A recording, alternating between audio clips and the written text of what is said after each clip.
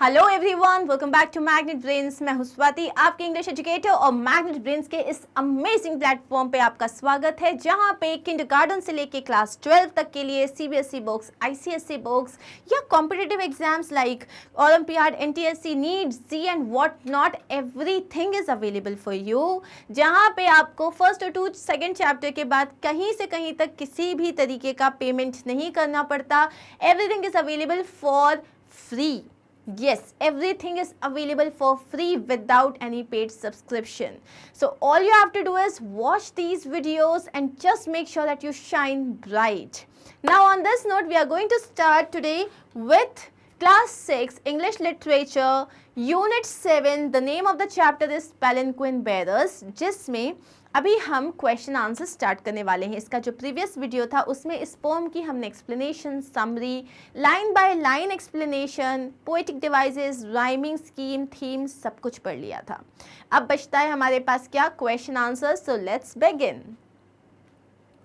पहला क्वेश्चन ये रहा आपके सामने। So you have to answer these questions in a few lines, okay. Who is being carried by the palanquin bearers? बहुत ही इजी क्वेश्चंस हैं, बहुत ज़्यादा इजी क्वेश्चंस इस चैप्टर के। palanquin bearers किसको कैरी कर रहे हैं? The palanquin bearers carried the lightweight bride. That is it. Who is being carried? The palanquin bearers carried the lightweight bride. मतलब हल्की फुल्की ब्राइड को कैरी करा। नेक्स्ट क्वेश्चन है, what are the two adverbs used to describe the way the palanquin bearers were carrying their passenger? वो कौन से दो एडवर्ब्स हैं जो कि यूज किए गए हैं बताने के लिए कि किस तरीके से जो palanquin bearers हैं ये उस ब्राइड को कैरी कर रहे हैं। एडवर्ब्स क्या होते हैं? जो आपको बताते हैं कोई काम आप किस तरीके से कर रहे हो, ठीक है। So the two adverbs used are lightly and gaily. Lightly, gaily, okay. Next is Where do you think they are going? क्या लगता है तुम्हें, ये palanquin bearers जो हैं ब्राइड को लेके कहाँ जा रहे हैं? ब्राइड को लेके जेल जा रहे हैं ये लोग, या सोच रहे हैं ट्रैक पे चलते हैं, पहाड़ नाप के आते हैं, ऐसा कुछ है? बिल्कुल नहीं। The palanquin bearers are taking the palanquin to the bride's husband's home. So जो palanquin bearers हैं वो palanquin को दुल्हन के हस्बैंड के घर लेके जा रहे हैं, bride's husband's home. Next question है, quote a word from the poem that indicates the mood of the palanquin bearers. So एक इस पूरे जो पोम है उसमें से एक वर्ड कोट करो जो बताते हैं कि ये लोग कितने कैसे किस भाव के साथ जो है ब्राइड को कैरी करके लेके जा रहे हैं। सो ये जो वर्ड है गेली, गेली मतलब क्या होता है मैंने आपको बताया था, हैप्पीली। द वर्ड गेली indicates the mood off the palanquin bearers. Next is, अब आपको कॉन्टेक्स्ट बेस्ड क्वेश्चन है, मतलब पोम से कुछ लाइंस दी हुई है उस पे बेस्ड क्वेश्चंस दिए हुए हैं। लाइटली और lightly we bear her along, she sways like a flower in the wind of our song. Who says these lines and about whom? So question ये है कि ये लाइन कौन ने कहा है और किसके बारे में कहा है। The speakers of the above lines are the palanquin bearers. यहाँ पे speakers नहीं आएगा, हम यहाँ पे कहेंगे who says these lines. जो speakers जो हैं वो basically, आप स्पीकर्स भी लिख सकते हो क्योंकि एक इंसान तो ढो नहीं रहा है, चार लोग उठाए हुए हैं, तो उन्होंने क्या बोला, the speakers of the above lines are the palanquin bearers. They are talking about the bride, और वो किस बारे में बात कर रहे हैं, वो ब्राइड के बारे में बात कर रहे हैं। नेक्स्ट क्वेश्चन है, why has the word lightly been used in this context? उन्होंने लाइटली वर्ड को क्यों यूज़ किया है? बिकॉज जो ब्राइड है वो बहुत डेलिकेट है, बहुत ज़्यादा लाइट वेट है। The word lightly has been used by the palanquin bearers because the bride is lightweight and they can bear her weight easily. क्योंकि जो bride है वो बहुत ही हल्की फुल्की सी है, लाइट वेट है, और वो लोग easily उसका weight जो है वो bear कर सकते हैं, मतलब carry कर सकते हैं। Identify the figure of speech used in the second line of the extract and explain it in your own words. अब हमें जो second line है इसमें obviously जहाँ पे वो उसको flower से compare कर रहे हैं, ये हम already poetic devices में देख चुके हैं, it is a simile, right? So the bride is compared to a flower. Second line में ब्राइड को एक फ्लावर से कंपेयर किया गया है, as she is very delicate, fragile and beautiful like a flower. क्यों? क्योंकि वो बहुत ज़्यादा नाजुक है, डेलिकेट है, फ्रेजाइल है, लेकिन मतलब एकदम बहुत ही ज़्यादा क्या नाजुक कहते हैं जिसे। And she is beautiful like a flower which moves और स्वेज इन द एयर। इतना हल्का सा फ्लावर जो एकदम हवा में जो है उड़ जाता है। The figure of speech is simile. कौन सी है figure of speech? Simile. Next is second context है gaily, oh gaily we glide and we sing, we bear her along like a pearl on a string। तो यहाँ question है हमारे पास, express the phrase like a pearl on a string. इस phrase का मतलब बताना है। So the bride is compared to a pearl on a string since she is precious and delicate like a jewel। So यहाँ जो bride है उसको एक ऐसा लग रहा है जैसे कि एक string में जो एक pearl होता है उसको उससे compare किया गया है, because वो उतनी ही delicate है, उतनी ही fragile है, उतनी ही precious है जैसे कि एक jewel होता है। Find an example of alliteration in the quoted lines। इस लाइन में कौन सा अलिट्रेशन है? सो यहाँ पे हमें दिख रहा है गेली ओ गेली एंड वी ग्लाइड, दिख रहा है यहाँ पे ग का साउंड रिपीट हो रहा है, तो यहाँ पे क्या हो जाएगा? गेली ओ गेली वी ग्लाइड, ये हो गया आपका alliteration. Next is what has her movement just been compared with. उसके मूवमेंट को किस चीज़ से कंपेयर किया गया है? Her movement has been just compared with a pearl on a string. एक स्ट्रिंग में एक पर्ल का मूवमेंट कैसा होता है? वो हल्का हल्का स्वे करता है, वो रिलैक्स्ड रहता है, बहुत लाइट वेट रहता है, तो उसका जो मूवमेंट है उसको एक स्ट्रिंग पे पर्ल जो होता है उससे कंपेयर किया गया है। अब है third context, she springs like a beam on the brow of the tide, she falls like a tear from the eyes of a bride.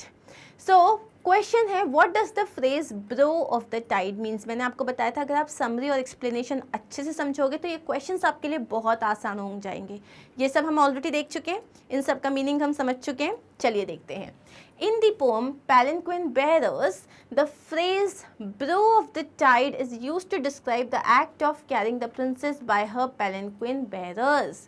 तो ये जो फ्रेज है इसमें उन्होंने क्या बताया है कि किस तरीके से वो इस दुल्हन को कैरी करके लेके जा रहे हैं, वो उस चीज़ को कंपेयर कर रहे हैं, वो अपनी फीलिंग्स को एक्सप्रेस कर रहे हैं। The palanquin bearers were in the joy that they did not feel her weight when they carry her in the palanquin on their shoulders। So brow of the tide जो है, what does the phrase brow of the tide? जैसे tide का brow मतलब क्या होता है? The top part of the tide, right? The top part of the tide। तो यहाँ पे tide का जो brow है, it is shining। Why? And the bride is dressed up heavily, so it is shining and it is jumping like the brow of a tide। अब question है which beam is being referred to here, explain the figure of speech. यहाँ कौन सी beam के बारे में बात हो रहा है?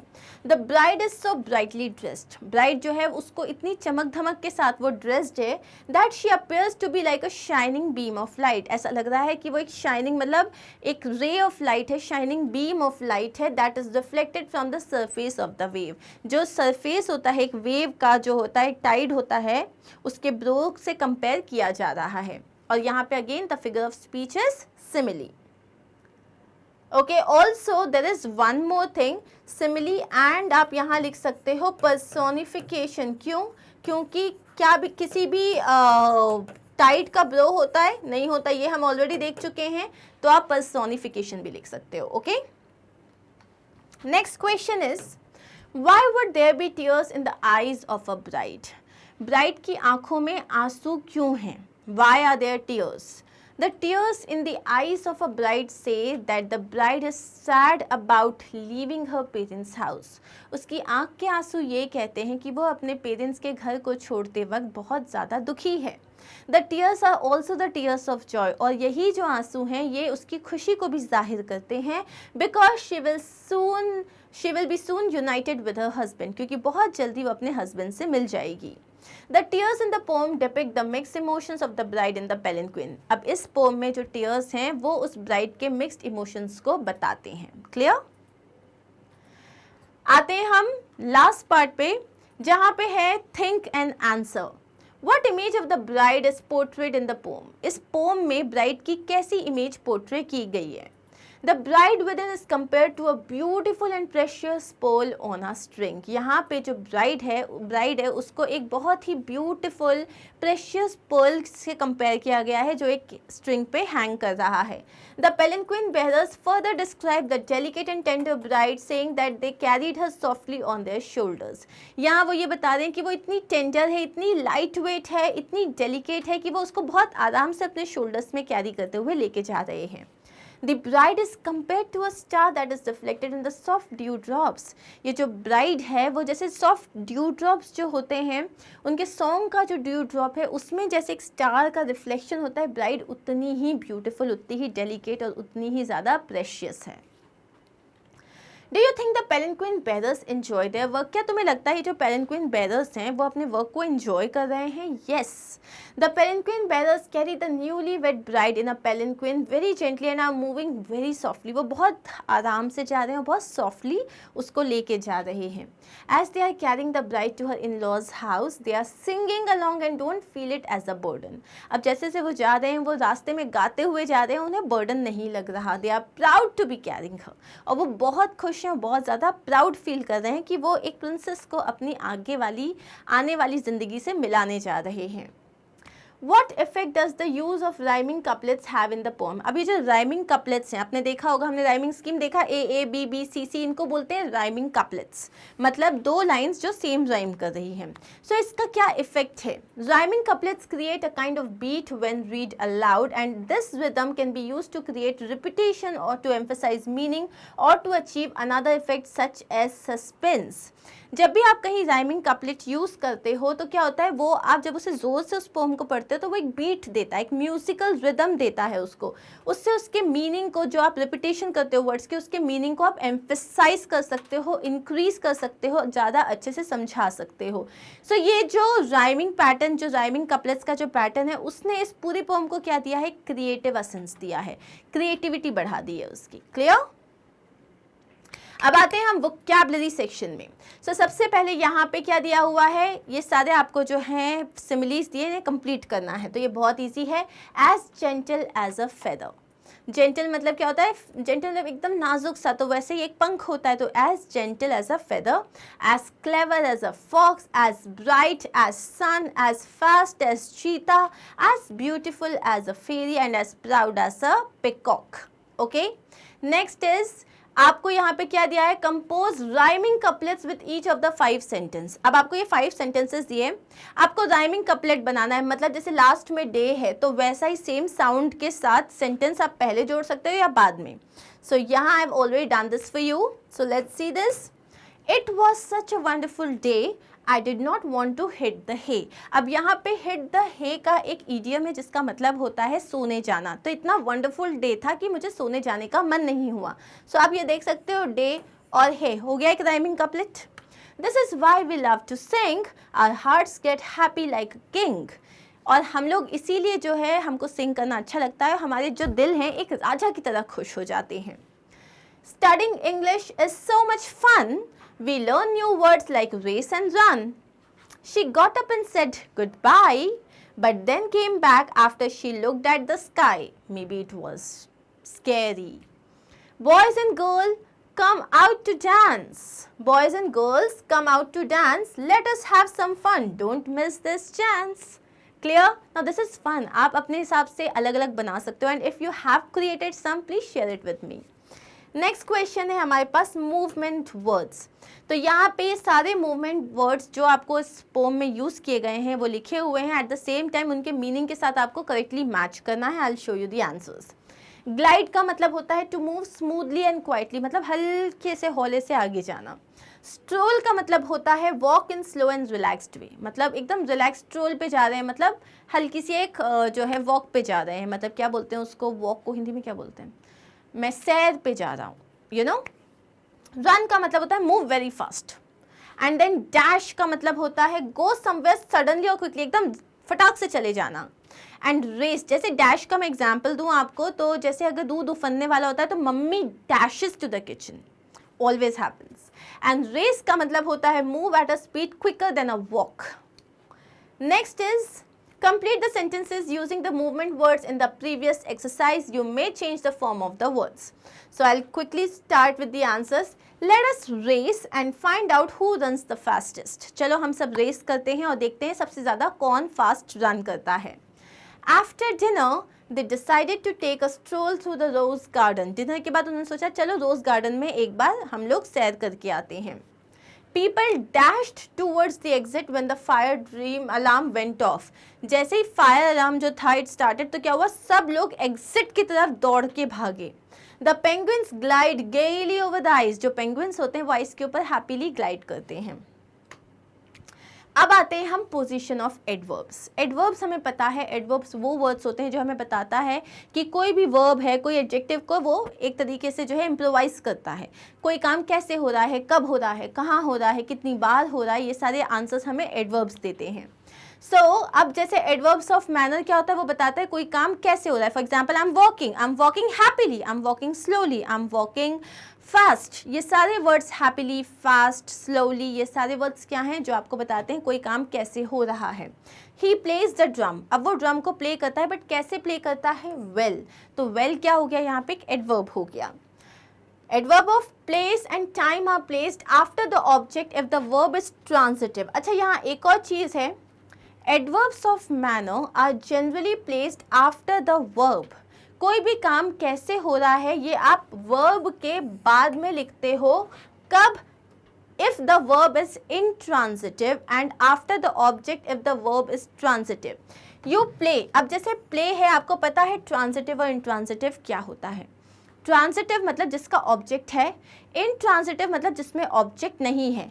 अगर है, मैंने लिखा हुआ है he plays what, he plays the drum, ये ट्रांसिटिव है क्योंकि इसमें ऑब्जेक्ट दिया हुआ है. अगर ऑब्जेक्ट दिया हुआ है तो आप ऑब्जेक्ट के बाद लगाओगे after the object if the verb is transitive. लेकिन अगर जैसे ही स्लीप्स, अगर स्लीप्स है तो अगर स्लीप में क्या, स्लीप जो है इंट्रांसिटिव है, तब आप उसको क्या लगाओगे, वर्ब के बाद लगाओगे. क्लियर. अब यहाँ पे है एडवर्ब ऑफ प्लेस और टाइम. इनको कहाँ प्लेस किया जाता है, adverbs of place and time are placed after the object. इनको आप ऑब्जेक्ट के बाद लगाते हो अगर वर्ब ट्रांसिटिव होता है, और अगर इनट्रांसिटिव होता है तो वर्ब के बाद लगाते हो. For example, he plays well, या मैंने वर्ब के बाद लगाया बिकॉज इसमें हमारे पास कोई भी ऑब्जेक्ट नहीं है. Put the cup there. अब यहाँ देखो, पुट व्हाट, पुट तो वर्ब है, वर्ब के बाद ऑब्जेक्ट है, हाँ है, क्या है ऑब्जेक्ट, कप. अगर ऑब्जेक्ट है तो ऑब्जेक्ट के बाद, अगर ऑब्जेक्ट नहीं है तो वर्ब के बाद. जैसे कि इट रेन्ड व्हाट, ऑब्जेक्ट के बाद कुछ नहीं है, हमारे पास ऑब्जेक्ट नहीं है तो हमने सीधा वर्ब के बाद लगा दिया. Okay. Adverbs of frequency and adverbs of degree कहाँ लगाई जाती है, सब्जेक्ट और वर्ब के बीच में यूजुअली पुट किया जाता है. जैसे कि I always tell him to study hard, he almost drowned the other day, he usually comes late. तो ऑलवेज सब्जेक्ट और ऑब्जेक्ट के बीच में. ओके, सब्जेक्ट और वर्ब के बीच में. अब अगर कोई सेंटेंस है जिसमें मेन और ऑक्सिलरी वर्ब भी है तो आप बोलोगे they have just finished their meal. तो आप यहाँ पे क्या करोगे, उस मेन वर्ब और ऑक्सिलरी वर्ब के बीच में लगा दोगे. If the auxiliary verb acts as the main verb, अगर आपके पास auxiliary verb जैसे I am a girl, तो यहाँ पे auxiliary verb am जो है वही main verb की तरह act कर रहा है, तब आप उसको verb के बाद लगाओगे. जैसे he is never late, तो यहाँ is जो है main verb की तरह act कर रहा है तो आप बोलोगे he is never late. When the adverb modifies an adjective or another adverb, the adverb usually comes before it. अगर adverb जो है किसी adjective को, verb को नहीं, किसी adjective को या खुद एक adverb को modify कर रहा है, तब आप उसको कहाँ use करते हो, before it. मतलब जैसे कि ये well एक adverb है तो उस adverb के पहले दूसरा adverb लगा दोगे. Clear? अब आते हैं हमारे पास ये sentences. इसमें आपको क्या करना है, ये wrong है, इसमें एडवर्ब का प्लेसमेंट रॉन्ग है तो इसको सही करना है. Let's tomorrow meet for lunch. Let's meet. अब ये मीट जो है ये हमारा वर्ब है और ये वर्ब जो है ये इंट्रांसिटिव है. इंट्रांसिटिव में वर्ब के बाद आएगा तो आप क्या बोलोगे, let's meet for lunch tomorrow, या आप बोलोगे let's meet tomorrow for lunch. Understood. Next is the situation extremely was promising. अब यहाँ एक्सट्रीमली एडवर्ब है, यहाँ मेरे पास हेल्पिंग वर्ब है और यहाँ मेरे पास जो है बताया जा रहा है कि हाउ वॉज द सिचुएशन, तो आप बोलोगे the situation was helping verb के बाद लगा दो, the situation was extremely promising. Next is for the last few days I late have been working. अब आई हैव बीन वर्किंग, यहाँ पे अगेन आप क्या बोलोगे, I have been working late. क्यों आपने लास्ट में क्यों लगाया I have been working late? क्यों? क्योंकि आपने यहाँ पे देखा कि आपका हेल्पिंग वर्ब क्या है, हैव बीन, और काम क्या हो रहा है, working. I have been late working तो होगा नहीं, तो I have been working late after the verb. Sanchi was seriously injured while playing, ये तो आंसर बता दिया मैंने आपको। सांची सीरियसली वॉज इंजर्ड की जगह सांची वॉज सीरियसली इंजर्ड या she was injured seriously. Your parcel tomorrow shall arrive, your parcel shall arrive tomorrow. And then last is I can figure never out how the monkey got out of a closed cage. I can never figure out how the monkey got out of a closed cage. And that is it. Here we are done with all the question answers, vocabulary and grammar part of this particular chapter. I hope you understood them well. आपकी book में adverb की position के जो ये rules दिए हुए हैं ये बहुत अच्छे से एक्सप्लेन किए हुए हैं। Just go through them and you will never have to worry कि किस तरीके से इन क्वेश्चंस को सॉल्व करना है। अगर इसके बाद भी एडवर्ब्स में कोई भी डाउट है तो you can always refer to grammar के वीडियोस जो ऑलरेडी आपके लिए बनाए गए हैं, उसमें आप एडवर्ब्स पे जाओ and you can find everything out there. Okay, so thank you so much. ये सारे वीडियोस मिलेंगे आपको मैग्नेट ब्रेन्स की वेबसाइट पे, where you have to only go select the class, then the subject, topic, and your video will start. This is the easiest way out there. And of course, do not forget to subscribe to our new channel, Magnet Brains Hindi, because you know it is important कि आपको सिर्फ एक medium में जो है answers available नहीं हो। आपका कंटेंट अब मैग्नेट ब्रेन्स चाहता है कि बस हर बच्चे को वो किसी भी तरीके से हेल्प कर सके। सो हियर जितने भी स्टूडेंट्स हैं हिंदी मीडियम के, not to worry, Magnet Brains Hindi is just there for you. Subscribe and share this with your friends. Take care and do not forget to like, share and subscribe this video. Take care. Bye.